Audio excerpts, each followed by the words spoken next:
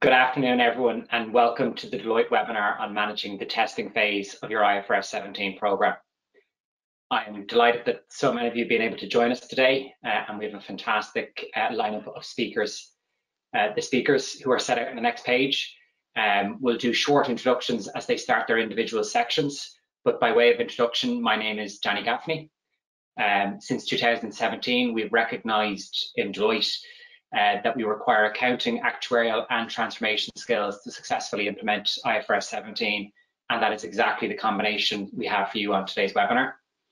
I personally have led our consulting technology and transformation offering for IFRS 17 at Deloitte Ireland, and over the last number of years I've worked as an SME across a number of projects and in a full-time as well as in full-time delivery lead roles. So I am absolutely speaking with you today about practice and real life experience and not about theory. I have 10+ years of transformation delivery and 4 years specifically in the wonderful world of IFRS 17 implementations. On the next slide, we have our agenda for today. It is a comprehensive agenda when it comes to talking about testing in IFRS 17. Firstly, I will set out the individual test phases that you should be looking to and what you should be looking to achieve as you work through each of those test phases. Matt will then overlay all of what you need to have in place for testing, including referencing the importance of an independent validation tool as part of that testing. And then Brendan and Nick will then outline the approaches to testing, IFRS 17 testing challenges and strategies to manage those challenges, as well as finally providing some market insights on testing timelines. We do expect the presentation to last for about 30 minutes, and we will have time for questions at the end. So please do type questions into the question box that should be on your screen, and we will pick these up at the end of the presentation. We will have you all wrapped up as agreed for 1:45. On the next slide, we just wanted to quickly capture your views with one Menti question. If you could go to either menti.com or scan the QR code that's on the screen. The number that you will need to enter is on the screen, and it's 74931070. So when you get through to Menti, you'll need to just pop that number in, and then the question that's on the screen should be visible to you. And the question is a very simple question.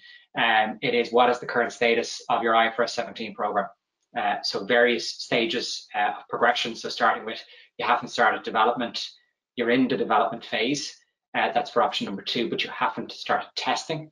Option 3 is that you have started testing, but the development is also ongoing at the same time. And then the final 2 options, development is completed and you're just testing, and the final option being testing is complete and you're ready for the parallel run. And we will come back to that Menti poll at the end of the presentation. And the number, it's on screen now, but on the subsequent slides, it is at the base of the slides, so it is at the bottom of each slide within today's presentation. In respect to that question, I might just give a little bit of flavour of what we're seeing across the market in terms of how insurers are progressing into test and beyond, because it is varied. We do see larger insurers with bigger budgets being further progressed, but size really isn't the only driver in terms of how quickly you move through the project phases. Complexity of business is a big driver, with life and reinsurance insurers having much heavier lift under the standard, and a really big driver of the speed of progression across the project phases and into test is the quality of the underlying data, which we will talk to in more detail throughout the presentation. And in addition to data, it is important to note the pre-existing IT architecture pre-IFRS 17 is a big influence as well in terms of speed of progress. Insurers with end-to-end ERP and standardized actuarial platforms are faring much better than those with a mixture of different actuarial and accounting solutions with tactical and manual workarounds. But we will come back, as I said, to the results of that Menti at the end of the presentation. And we will, just to reiterate, we will pick up the Q&A at that point as well. So do please feel free to put your questions into the question box as we work our way through the material. On the next slide, I might just very quickly summarize the test phases very simply and succinctly, just to level set for context, and working across the slide left to right across the test phases. Each phase of test increasing the burden of proof on completeness, and it's executed by a tester increasingly more removed from the person who configured the application. So just in taking that logic, unit test. It's a simple test by the builder themselves that the system behaves according to the spec, so technically it works. After unit test, we have system test, and that's a simple test, or that's a simple test not done by the build team, so not done by the builder of the functionality, but basically done to mimic a use case that works for the entire application. So the system test is testing the entire application. It is effectively a functional test within the boundaries of that application within your architecture. Then integration test is done by an independent team within the project. So it's completely separate to the team that has built the application, and it's effectively to validate the functionality across the end-to-end solution. So effectively validating that the solution interfaces correctly between all applications. And finally, user acceptance testing, and this is done by the business, and it's effectively looking to see, does the implementation meet the business requirements that you've defined at the outset of your project. And you should really use, for UAT, you should really be using real data. You should obviously be using real data as early as possible. You should absolutely be using real data for UAT. And Nick will cover some of the risks around only seeing real data for the first time in UAT later in the presentation. So we'll be able to overlay some of the risks of not seeing real data in the earlier stages of test. So if you haven't been using real data through unit and system and integration test and are only going to see that in UAT, Nick will cover that later in the presentation. Maybe just to close, my mantra when it comes to testing is to test early and test often. And that not only includes real data, as I've mentioned, but the one other observation I would make specifically in respect to IFRS 17 and what we see in terms of those having best success in terms of testing is the use of an independent validation tool to generate the expected results for the test phases. And to cover that and the other prerequisites for a successful test phase, I will hand you over to Matt Bond. Matt.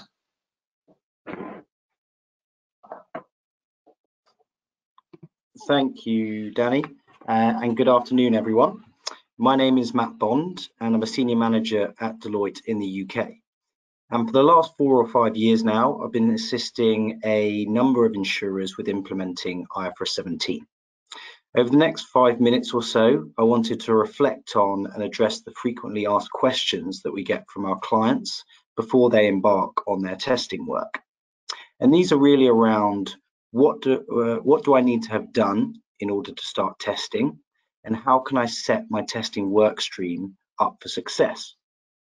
So there's a number of points on this slide, and I just want to pick out a couple and touch on those in particular that I think are particularly pertinent.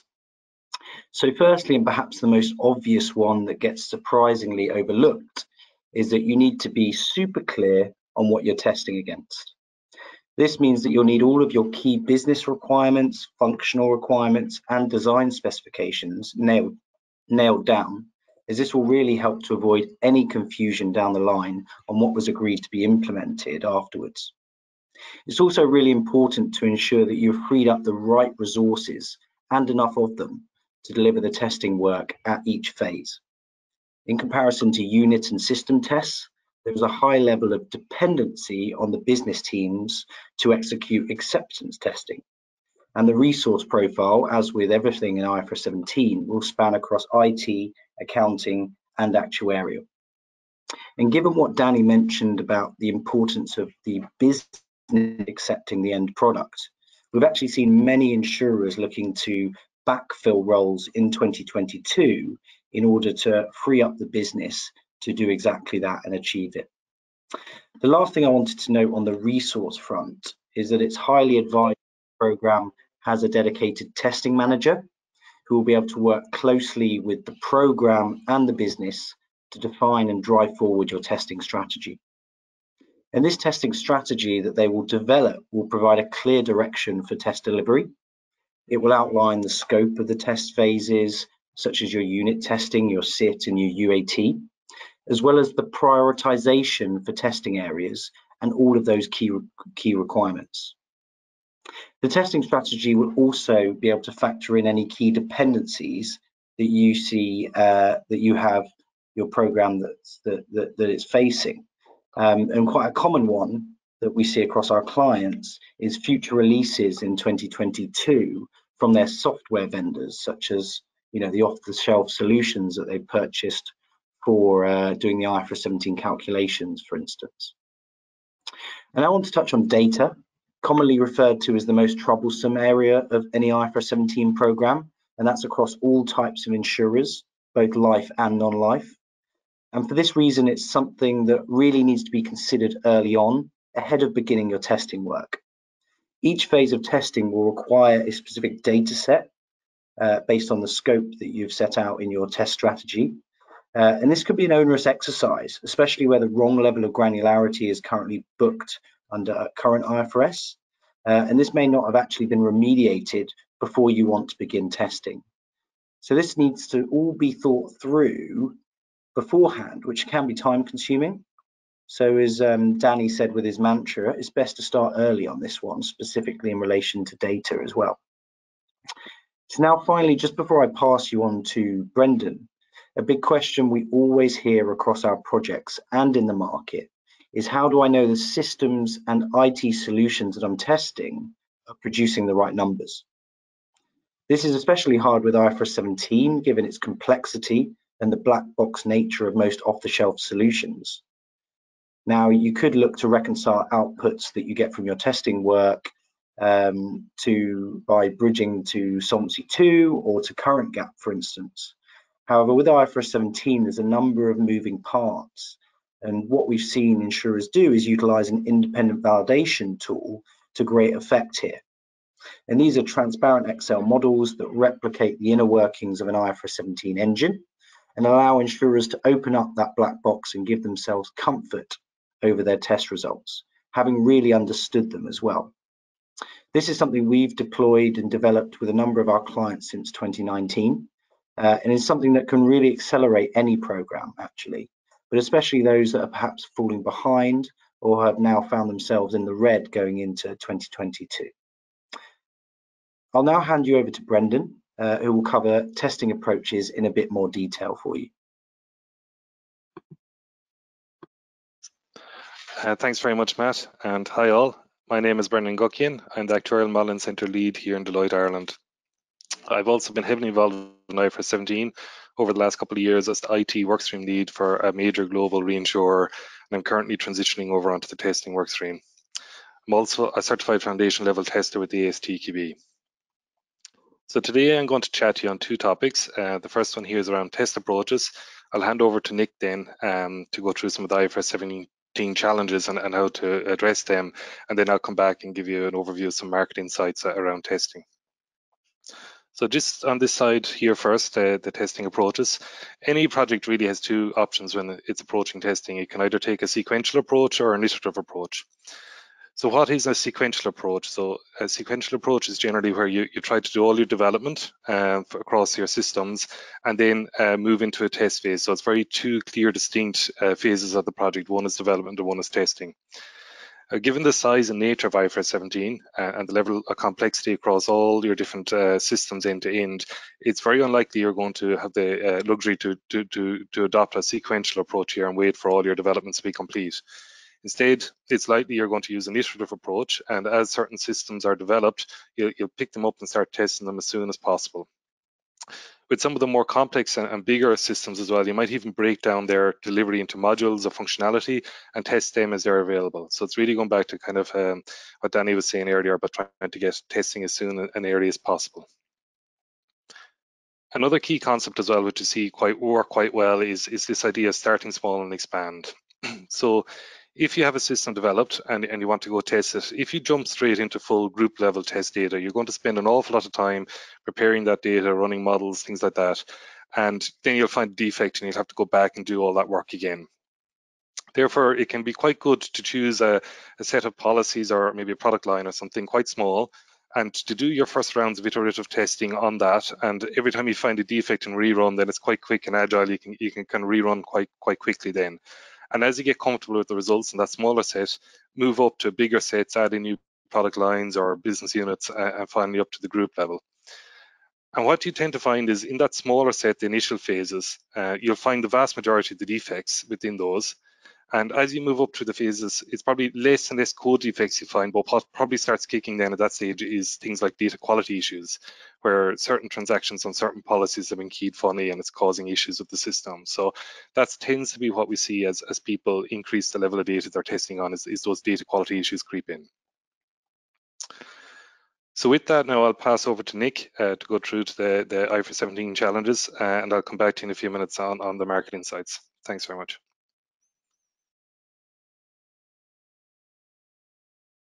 Great, thanks Brendan. Hi everyone.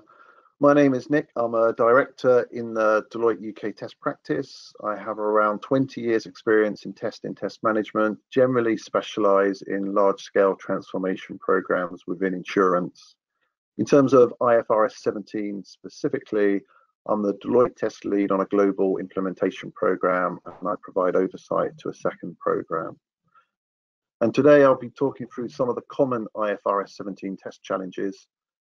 They're listed on the slide. I should just clarify that this is no means an exhaustive list. It includes some of the key challenges that we've observed across different programs. And I won't cover each one in detail, but I'll focus on several of those listed on the slides and give a summary view. So the first one you can see on the top left is test data. So called out by Danny and also by Matt as well, the importance of test data. So probably no surprise we start with that one.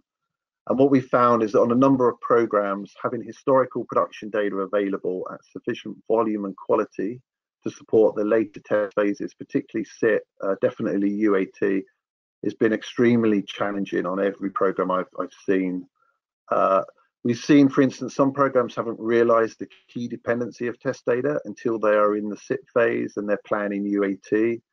At this point, SIT can have a mixture of data. You can have cut down production data, you can have completely synthesized data, and also manipulated data from production. And it's this type of scenario, it really constrains the scope of testing. And in that example, due to the different data sets across the different solutions and components, it restricted SIT testing really down to point-to-point integration.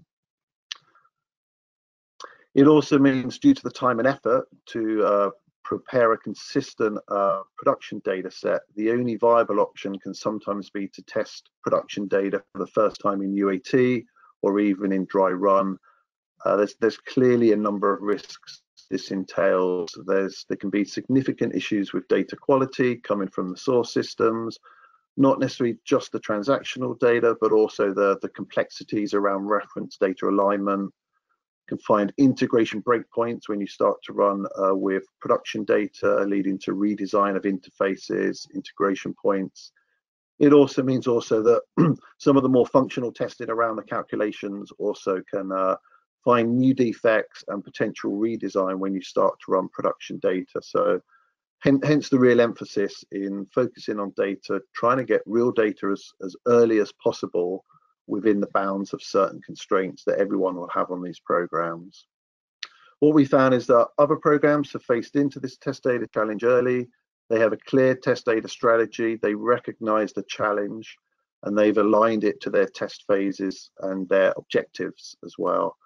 So for instance, one of the programs I've seen, they have an objective of UAT that is to run 12 months of full volume production data against an opening balance from transition in order to achieve their UAT objectives. And they've structured SIT and performance testing to also run on these types of data sets in order to support the UAT objective.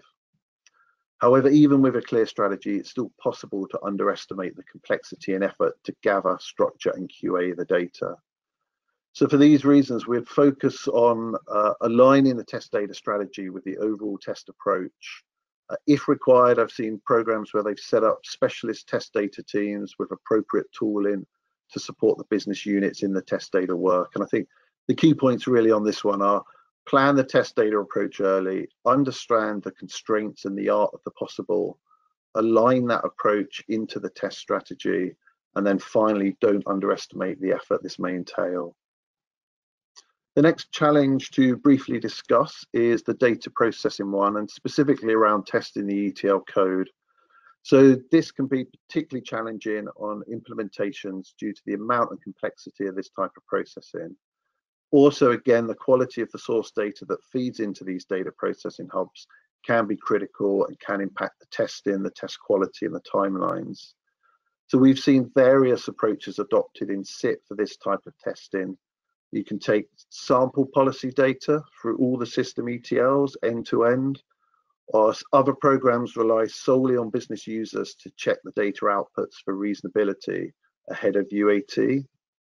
And I think in our experience, the most successful programs will utilize a dedicated ETL test team.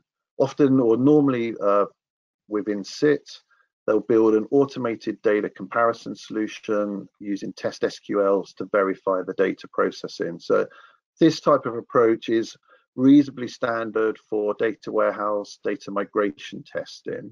So it may depend on the amount of data processing, the complexity of your ETLs in your architecture.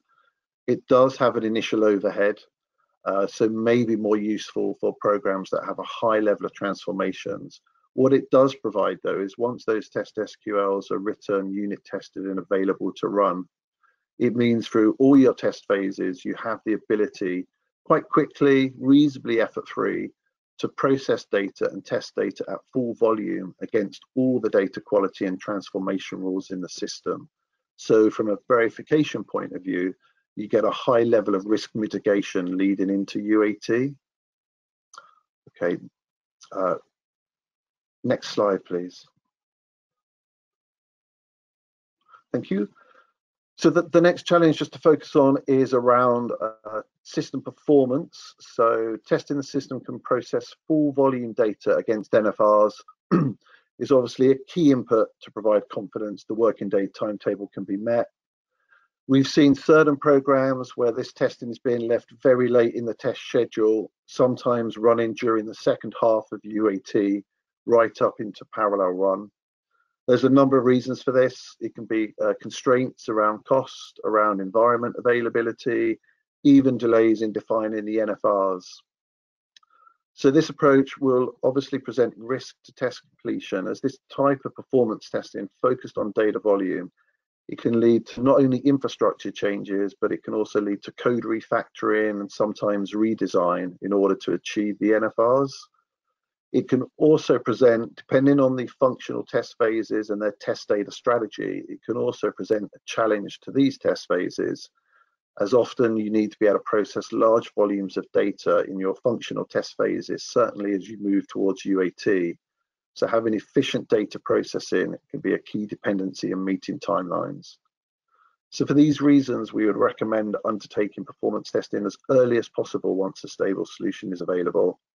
The first phase of this testing can follow on from system testing. It can focus on the high-risk components prior to any end-to-end performance testing. So back to the mantra about testing early, testing often.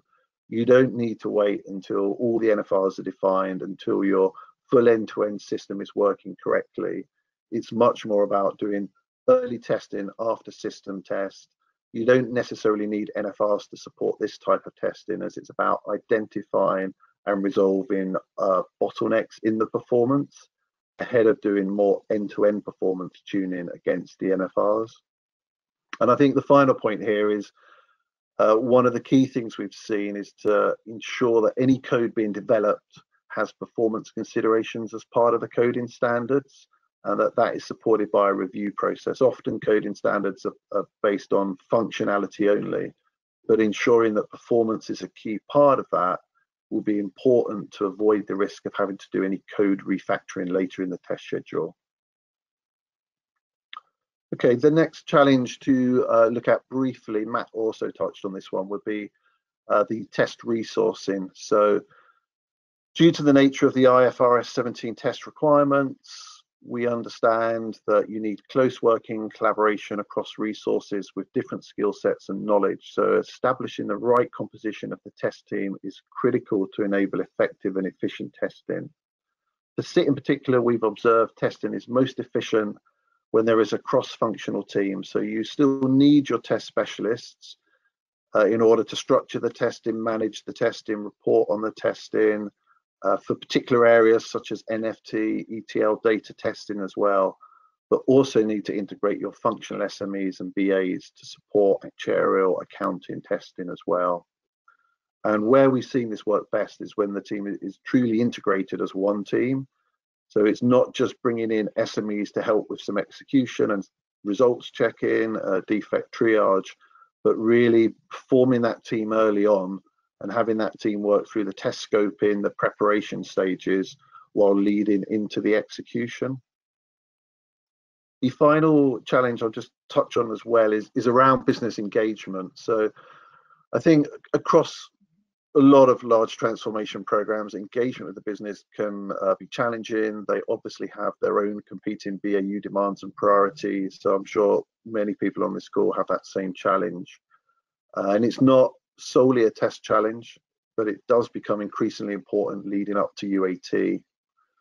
So programs that seem to have done this the best in our experience are those that consider business readiness at the outset of the program and not a phase towards the end. There's a clear plan of engagement across the various program phases. So an example of this is being able to second BAU resources as functional SMEs into the program can be a big advantage. They obviously understand the systems, the data, the functionality of their business units better than anybody. They also provide, or they can provide, a set of super users for UAT that are already familiar with the solution and understand the program.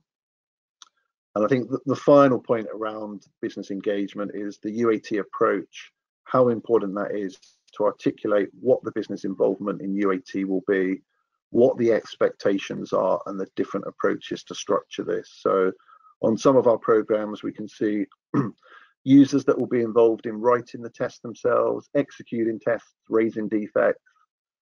We've also seen, for instance, test support teams being used to do the heavy lifting of UAT. So writing the test cases based on user-defined scope, getting those test cases reviewed and approved by the business, supporting the execution, and then also logging the defects, doing the fix retesting. So there's a blend in terms of structuring UAT based on various constraints, and it's key to document that, review it, approve it, and agree it early on in the UAT prep phase.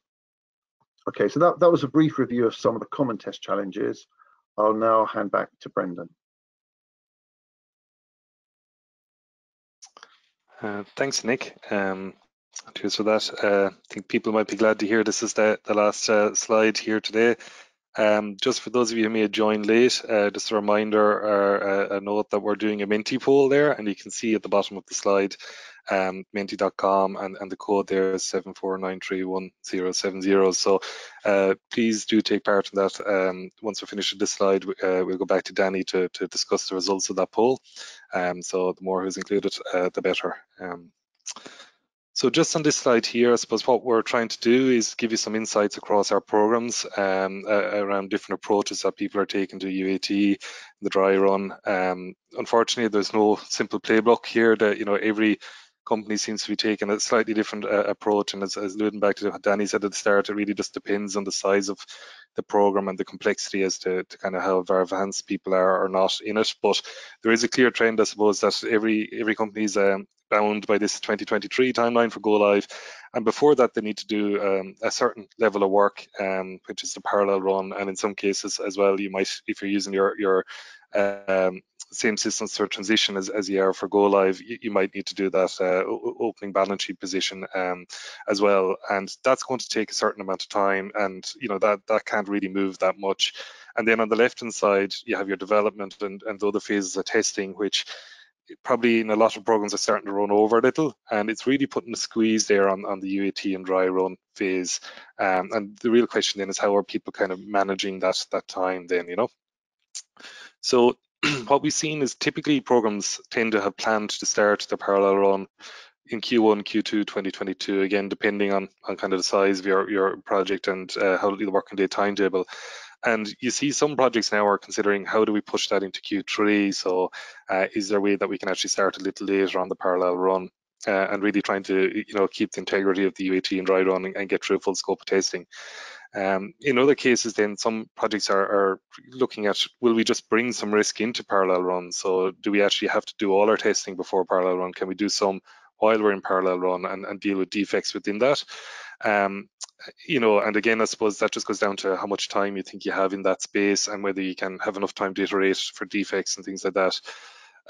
If your program is reassessing their test plan and are feeling a squeeze there, what we're seeing is some companies are actually reaching out for independent validations on their replan to make sure that they've thought through what they're doing, that they're not getting too risky, or they're not missing some easy levers they can pull, like de-scoping certain off-cycle activity that could be de-scoped.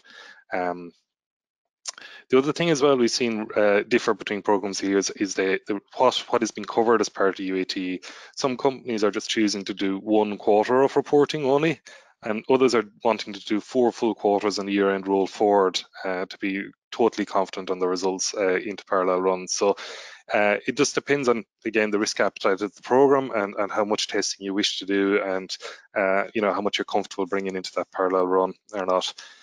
In cases where you are doing the 4 quarters, you know, it might be possible to overlap your UAT and parallel run if the resources allow. So if you have enough resources and maybe you've tested UAT Q1, Q2, but haven't tested Q3 and Q4, while you're testing the Q3 and Q4, you may wish to run the parallel run for Q1 and Q2 because you've already tested and you're happy with the results. So you can do those in parallel to each other, and that can be quite an efficient way of managing your program timeline. But again, it just depends on the level of resourcing, because obviously to try to do the 2 activities together, you know, will take some effort. The final thing we've seen as well, which I wouldn't recommend myself on this, you had a lot of time in parallel run, but some people are, you know, using UAT just to focus on the business process testing and user familiarization with the systems only, not really looking at the output validation until they get into parallel run. And this is risky because you're probably going to have to deal with a lot of defects in parallel run in that case, and in some cases you might be faced with pure rubbish from your models if you haven't fully kind of tested the outputs of them before that point. So unless you were very comfortable with that, you had a bit of a buffer in around your parallel run, that could be quite a risky strategy to engage with. So ultimately, that was kind of the overall feedback we kind of had across our programs. I think, as Danny alluded to earlier, the ones that are really kind of doing well are the ones that are testing frequently and testing early. And I think that is a good mantra to take with you today. So I'll hand back over to Danny now to discuss the Menti polls, and thanks very much for your time. Thanks a million, Brendan, and thanks to Nick and Matt as well. We are going to put up the results of the Menti poll, and if you do have any questions, any further questions to add, do pop them into the question box. So this is the output of the status of the Ifrs 17 project. I'm probably not surprised by the big cluster in the middle. If there is anybody on the left-hand side in terms of development not started, you can rest assured they won't be at a webinar about test. They have bigger problems to solve. I am probably a little surprised that we do have 6% in testing complete and ready for parallel run. Maybe at the next webinar you can join as a speaker or a panelist as opposed to an attendee, because that would be a very interesting perspective to get. And I probably did expect the chunk being in the 25% and the 69%. And maybe just a couple of observations, probably in terms of the 25%, you know, probably looking at those insurers thinking important not to have everybody heads down on development, that there's sufficient thinking within the project in terms of heads up on planning for tests, thinking about how you'll execute, thinking about the points that Brendan was raising in terms of, you know, how you will balance you know, a risk-based approach between what you would look to achieve in test and what you would look to achieve in parallel run, given the limited time available. And maybe just in terms of the 69%, Brendan, you might come off mute, and actually you can probably go back onto full screen. But just on the 69% you referenced earlier, you yourself were in a project where you were transitioning into a test phase. So it sounds like started testing, but some config left to complete. What's kind of important for you over the next couple of months in terms of as you move between those project phases? Yeah, thanks, Tony. Yeah, you're dead right. That's exactly the situation I'm in at the minute here is that transition across to testing, where some of the developments there, but not all. But yeah, we want to kind of get going at the testing. I suppose ultimately the first thing we really just want to make sure is all of these systems are talking together. That's quite important. And then we also have to manage, the software vendor who's handling the CSM engine. They're due to release a couple of drops at the early next year and right into Q2 actually. So how we manage those changes as well is quite key. Making sure that we're kind of regression testing on those and updating things like data flows as the data model changes and incorporating that into the build. I suppose the big thing as well is just that kind of first run of real data as well, and how challenging that will be. Up to now, it probably has been more kind of mocked up data or simplified data. So it's trying to kind of get our head around some of those data quality issues that will happen, and how particularly the integration for those unusual cases where the data might be coming through as null values and things that can just kick out small, they're small problems, but they can delay days and they accumulate over time. So it's just trying to get that feel for how systems integrate together, and getting used to that real data is the big thing, Danny. Yeah. You're gonna mute, Danny, I think. Sorry, thanks a million, Brendan, and we might invite Matt and Nick back onto the screen. There was bound to be one person on mute for the webinar. Maybe just to tackle some of the questions that have been coming in. And Matt, I might start with you. Just a question on auditors and audit expectations. And the question effectively is what in respect of test, what do you think that the auditors will expect to see? Yeah, thanks, Danny. Happy to take that one. So yeah, as an auditor myself, I guess the short answer is that I recommend all entities have their testing documented in some shape or form, so that there is a clear audit trail. I do think when the auditors come to do the testing, that will be really helpful. Having the ability to evidence all that hard work that we just talked about, that you put into performing your unit, your system, and your integration test work, will, to an auditor, evidence that you have a strong control environment. And I'm sure all of those on the call are experiencing a heightened focus around internal controls from their auditors right now.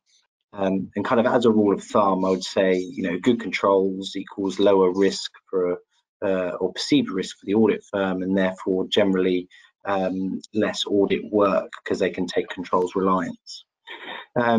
Also, I guess didn't talk too much about it today, but on the non-functionality testing, I think that's also important from an audit perspective, and that you've done that and that you can evidence it, because auditors are likely to focus on the general IT controls that you have over your new architecture that you've just put in place.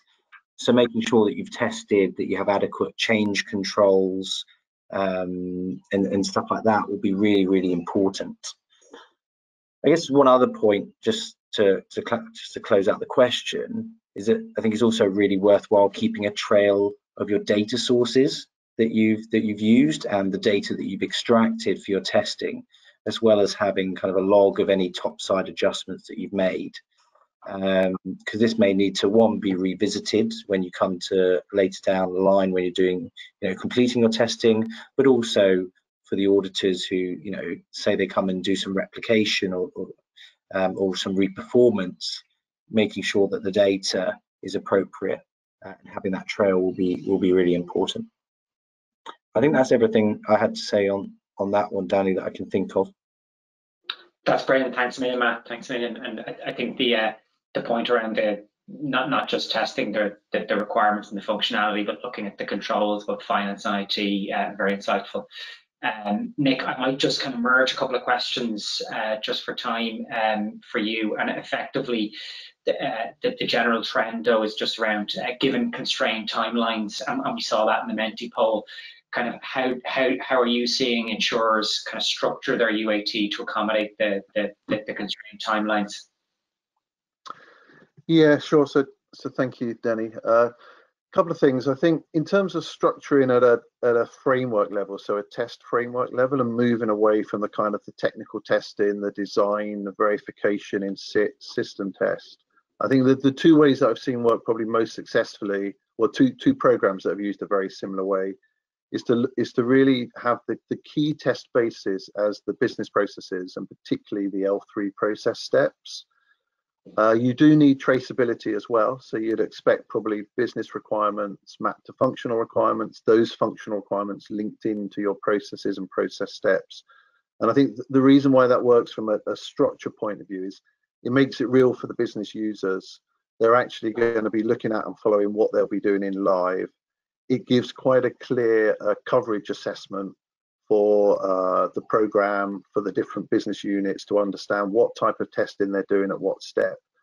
And it particularly enables the users to focus on the touch points. So the process touch points, the control points, the unhappy path steps as well. You do need the linkage from the requirements into the processes so that the users also get a view of what are the functional requirements, what are the business requirements I need to test linked to this process step. And then that gives a way to really understand in terms of the efficiencies, so which process steps you don't need to test, they're either off cycle or they're no manual touch points, and then how many tests you need at each control point. And I think if that is supported by some sort of validation scoping, so looking at the outputs, the disclosures, the balance sheets, and really understanding what type of test you want to do at each one of those major outputs, whether it's comparatives, whether it's using an independent test tool as well. But I think ultimately every test being linked back to a process step gives you that one overarching view to understand the coverage, to help the business get their head around what they have to do, and to bring in the requirements when required to support that. I think that's a very interesting perspective, especially for that kind of 25% who are, and I imagine that's where the questions are coming from in terms of people that haven't started tests, in terms of how they should structure it. So I think that's very good. Brendan, we probably have just a very quick, we might just take one quick question if you give me a quick answer. And it's just, there was a couple of questions around the independent test tool, both along the same lines in terms of, is it, if you haven't already deployed one, if you're not using one, is it too late to start? Is it too late? I don't know. Do you have much of a choice in a lot of cases, Danny? I suppose is my quick answer here. Ultimately, I suppose it goes back to kind of what Matt was saying there around the test strategy. So for each of the different parts of your architecture, you probably have outlined how you're going to validate it. So I suppose I'd be interested in understanding, you know, why they didn't think they need one originally, but if it's a case that they haven't kind of, or it's kind of just dawned on them, I suppose some of the simpler things I'm sure you can build yourself, you know, if it's a particular data flow or something. For more of the complex things like a CSM engine is something, you know, maybe your advisors may have something like, I know the tool Matt referenced earlier would have been kind of pre-configured against a lot of the market systems that are out there from the vendors, or at least some of the major ones anyway, and maybe then you could adopt that pretty quick and customize it for that particular company. So yeah, it's probably a case of like, you know, what will you do without it, or how would you test without it? And the conclusion to that probably is you either need to build one or get one in from someone to accelerate that process at this stage. But yeah, I would say unless it's very simple, you probably have to have one. I'd suspect, you know. Perfect. Thanks a million, Brendan.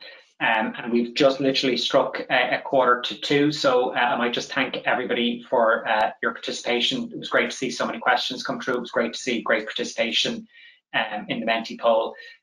Probably just the final word to thank Brendan, Nick, and Matt for their time today. Thank you very much. Yes, thanks everyone.